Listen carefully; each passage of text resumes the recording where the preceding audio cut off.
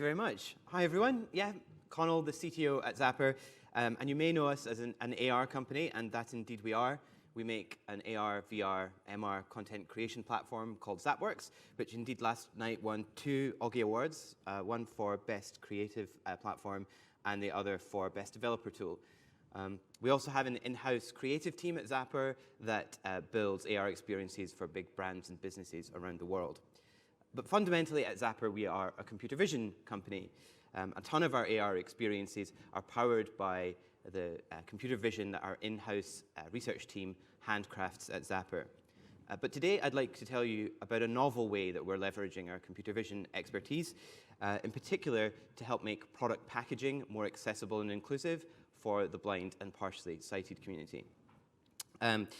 I thought I'd share first a campaign that was put together by the Royal National Institute for Blind People in the UK. They've produced this short narrated video that I'll play for us, since it really succinctly articulates the problem that we're trying to solve. A shop called What's in Store is open for business. Security cameras show that nearly all the products on the shelves are blank and have no information on them. A woman walks into the store. She looks at the blank products and is very confused. Is there anything you're particularly looking for? An explanation? One by one, more customers enter, each as confused as the last. What's all this unmarked stuff? It's just regular food. What's the deal? How can you tell what's what? They don't even have signs. A woman points to some tins. Is this a different item to that? Not necessarily, no. This is crazy. Are you sure this isn't some kind of massive joke? So you don't know what it is? No, I don't. No, you know, obviously, but how do we know? No, what I it is? don't know either. A title reads, "Everyone should have the right to know what they're buying." Yet 9 in 10 blind and partially sighted people find it difficult to access crucial information on packaging. There's no nutrition value, there's no fat, there's no salt, there's no sugar written on the labels. What do you know what you're getting? What if you have a nut allergy? Good question.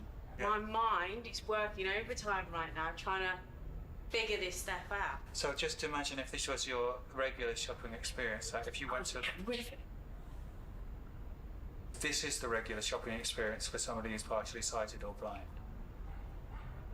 Right, I see. Quotes from people with sight loss read, "I have to depend on others to read it for me. It's denying us our independence. I want manufacturers to take notice." A title reads, "We're working with brands and supermarkets to make their packaging more accessible. But there's still more work to do. Find out how you can help at rnib.org.uk. RNIB. See differently." So what we find is that packaging represents this huge source of visually presented information that we all take for granted in our lives and rely upon every day, but that's either completely or partially inaccessible for those that are blind or partially sighted. I've got some interesting statistics here just to help frame the size of the addressable audience that we're talking about here. So there are 285 million people visually impaired globally, and that's across a range of different visual impairments. There are 39 million people around the world registered blind. There are 2 billion people who wear glasses around the world. And this is a kind of crazy one. Over 50% of Microsoft's audience have enhanced their visual settings somehow. So that might be increasing the font size of Windows, or it might be zooming in on Word documents, or what have you. We all know that corporations need to do more to tackle global issues, including climate change, recycling, sustainability, and accessibility. Purpose-driven brands that care and actively try to improve the world in these ways, are good for everybody, and of course, good for business. But rhetoric is one thing, turning these words into action is another and hard to achieve. So here's the problem. Change is hard. It's costly, it's operationally complex, and it's hard to scale and needs broad stakeholder alignment in a business. Any solution must be simple for a business to implement and be resonant. It needs to fit within the structures and goals already present within that business. You need to be able to approach anyone in a company, describe the solution to them, and for them to see straight away how that's going to be of value to them and to their customers, and how they can help get it done. So here's the challenge we have at Zapper. How can we use our computer vision technology to help improve product accessibility? How can we instrument product packaging in a way that's easy to implement but delivers meaningful quality of life improvements for the blind and partially sighted? And how can we leverage existing connected pack strategies of consumer packaged good companies? So these are the strategies that, where companies are trying to attach digital content to product packaging. And so our solution, oh, sorry, one more. How do we make it super easy for the end users to access that technology? Our solution we're calling Zap Vision. And its mission is to provide contextually relevant product information for everyone and to remove any perceived barriers for businesses to implement that information and to deploy it at scale. So how are we going about this at Zapper? It all starts with a barcode. Now at Zapper, we're huge fans of barcodes. They're a great way to present unambiguous visual carrier for machine-readable data. When we started Zapper, we developed a branded barcode technology called the Zap Code, which you can see here. The principle was that users could scan a Zap code to get straight into an AR experience delivered through our platform. We designed these codes to be small and really easy to scan. There's no need for the user to take great care when aligning the code on the screen of their phone in order to scan it. I've got a little demo here. I'll just play this video and describe it as we go. This is running on an iPhone 5 in 2013. And what we're seeing here is a code across an entire room that's tiny in the view of the screen that we see. And we're able to scan that with a device, which comes into view now, from that distance, even though the code itself is too small for the person to see at that distance. 1 second. So basically, instantly, that code has been detected from that distance. Now, at Zapper, when we worked on this, we didn't deploy it because there's actually quite a lot of user experience problems with this. If you are trying to deliver an AR experience to somebody and the app scans a code that's across the room rather than the one that's in front of you, you're going to be completely discombobulated and not know what's going on. So we leveraged this technology, but put bounds in place to actually reduce the distance in which the codes could be scanned. Over the years, we've deployed branded versions of this technology for many businesses around the world. This is just a subset of those that we've produced. Zap codes have powered all of the AR in Shazam and indeed the 7-Eleven Rewards app. We also have experience at Zapper using patterns or marks to instrument other graphics. So I'm showing on screen a soda can where there's a tiny alphanumeric code printed on the underside of the ring pull. And by adding a series of small dots around the outside of the text, we're able to rapidly localize it in the camera image in order to perform optical character recognition and read that information.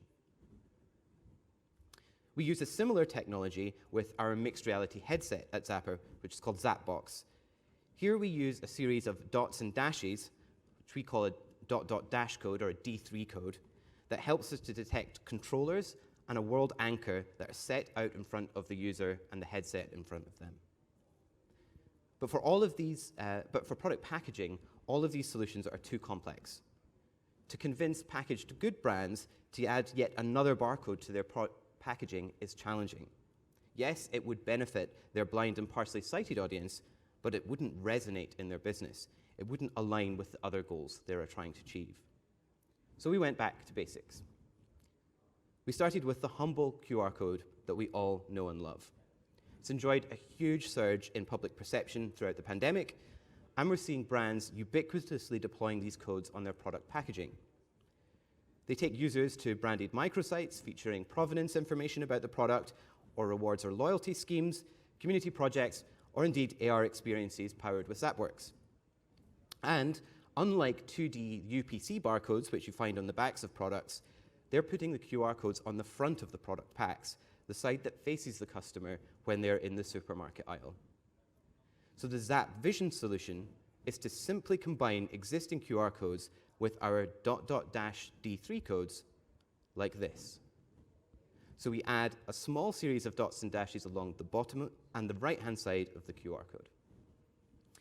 So we've mocked up a product. This is a cereal pack featuring my dog, Chief. It's showing a mock-up of what this could look like on a box of cereal. And in the bottom left-hand corner, we've added a D3 QR code. It looks and it functions exactly like a normal QR code. Indeed, if you scan the normal QR code with a normal QR code scanner or the camera app on your phone, you get straight to that same branded microsite or consumer destination that the brand is already taking their customer to. However, if you scan with the Zap Vision app, or indeed with our technology embedded into another accessibility app, you can get straight to relevant product information that's personalized to your individual requirements. The D3 code can also be scanned from much further away than a typical QR code. For a typical code that's 15 millimeters on pack, so that's just over half an inch, an existing QR code solution can scan that code from around 20 centimeters away. Zap Vision can scan that code and deliver full product information from 65 centimeters, effectively 3 times the distance. But it gets better. We can detect the presence of the code in the camera from over 5 times the distance, and we can get product information, a product category from that information. So in this case, it can announce cereals. Here's a little video that demonstrates it happening. So we see the product pack, this case just placed on a table, and the video is showing us pulling out a measuring tape that we'll use to measure the distance to the product pack. A user is using the camera app on their iPhone, so this is just a normal camera app, and we can see that from about 20 centimeters away, scanning that takes us, in this case, to the Zapper website. I wonder if for the next bit we could maybe up the volume of the video a wee bit, if that's possible. With the Zap Vision app, the user has moved much further away, over a meter, and they tap launch. 116 centimeters. Cereals. It's able to detect and announce the accurate distance to that product. 88 centimeters. And it knows the category. Zap Pop cereal 500 grams, tap for details. 70 centimeters. Zap Pop cereal 500 grams, breakfast cereal with no added sugar or preservatives. Allergens. This packet contains wheat milk, tree nuts. Ingredients: whole grain wheat, skimmed milk powder, milk whey powder, nuts, hazelnuts, almonds, rice sugar, glucose syrup, salt, cocoa powder flavorings. Attributes: suitable for vegetarians. Usage: shake box before pouring for the best Zap Pops experience. Storage: store in a cool, dry, odor-free place. To retain freshness, fold over in a bag after use. So this is a prototype, I should say, very much a work in progress, but demonstrates the principle. From that 65 centimeters distance, we're able to get all of the information that's otherwise available on the pack. We're able to present it to the user in a way that's tailored to their accessibility requirements and also tailored to their dietary requirements. So for example, a user can indicate to the app, I'm sensitive to nuts, and then the app can specifically call out to that user, be careful of this product, it contains one of the allergens you care about. A couple of other important aspects to our solution. The combination of the product information and the distance means that the blind and partially sighted consumers can easily find and safely use their products either in their cupboards or on supermarket shelves. Zap Vision can detect multiple codes simultaneously and guide the user to the specific product they're looking for. Brands can incorporate these codes on packaging in the exact same way they're already doing with their existing QR codes. And consumers using the normal QR scanner still get exactly the same experience provided to them by the brand, kind of without even knowing that that extra layer is there. To make it easy for the blind and partially sighted community to access this technology, we're providing a free Zap Vision app, but we're also providing a free SDK that developers can use to embed Zap Vision into their own apps. And that's how Zap Vision aims to tackle its mission, to provide contextually relevant product information for everyone and to remove those perceived barriers for businesses to implement that information and to deploy it at scale. The next steps for us: we're working with local organizations around the world to validate and test our solution. We have ongoing discussions with app developers to integrate the SDK into their apps, including with the fantastic Seeing AI app, accessibility app from Microsoft. We're working with a number of CPG and retail partners around the world, and I'm delighted to say that the first products featuring Zap Vision will hit shelves in Q1 of next year with a global partner that we'll be able to announce very soon. So that is Zap Vision. thank you very much for listening to me. I'd be delighted to answer any questions if anybody had any.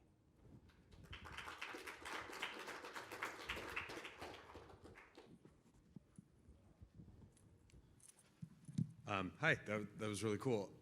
I'm curious, the product information, where is it stored? Is it like on Zapper servers, or is it seems like maybe some of it is encoded in the codes themselves? Yeah, so the code, the QR code, all it stores, that element of the combined mark, it's just the URL to the branded microsite, the same place that the product, it's the same QR codes that the brand would otherwise put on the pack. The D3 element that goes around encodes the product category. So cereals in this case, we're using a specification called GS1 Global Product Classification, which provides a huge standardized set of different categories for products, from like milk through to apparel, through everything. So in this case, I think the technical category is something like cereals shelf stable, so cereals that you can put in your cupboard rather than have to store in your fridge. And then what we do is we use the combination of that information to query a database to say what is the product information associated with this. And we're building a specification that, I suppose, federates that data. So we'll provide a content management system for people to use, but it will also be possible for people to self-host or integrate that content into their own CMSs or connected pack products. For us, a really important element of this is the data structure for that information and how we correctly parameterize the information that's otherwise on pack in the way that is easy for the brands to put in, because we don't want it to be really difficult for them, but that gives enough structured information to the app that it can really personalize that experience. As I say, the user will be able to say something like, I'm sensitive to nuts. Or, for example, I have a small child in my house, so I would like notified of any suffocation warnings. So things like that will be possible. Cool, thanks. No worries.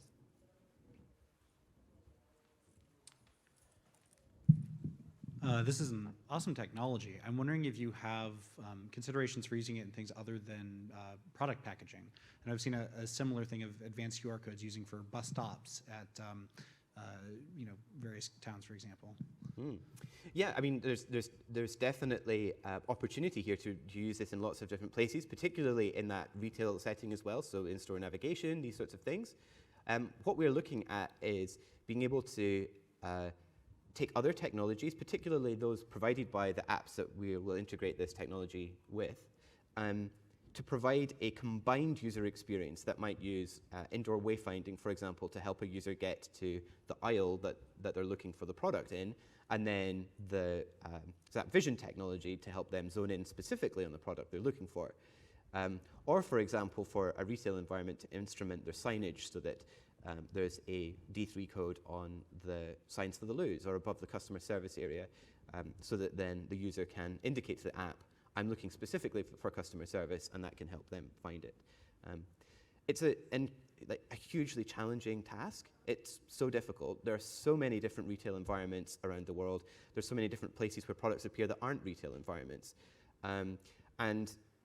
So Zap Vision doesn't try to solve all of these problems. I don't think it would be able to, but certainly Zap Vision aspires to be able to interoperate with other solutions in this space that really mean that when a blind or partially sighted person goes to the store, they've got the best chance of finding what they're looking for. Very good. Anyone else? No other questions? All right, well, thank you very much for having me and for listening.